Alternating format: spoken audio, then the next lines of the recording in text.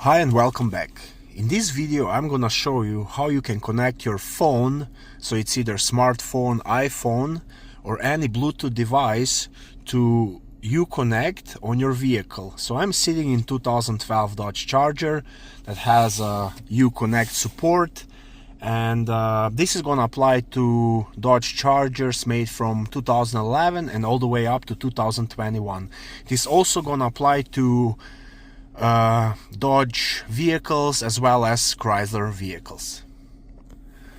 So if you haven't had your device added to your vehicle's Uconnect, you can do it by going to the settings. So you will have to press soft setting button, and then you will have to scroll to phone and Bluetooth. Then you want to press that one.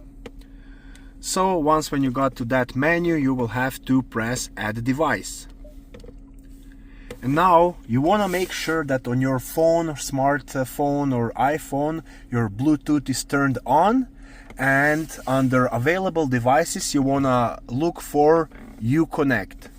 Once when you see Uconnect, you want to press on it, and your phone will start pairing to Uconnect on your charger.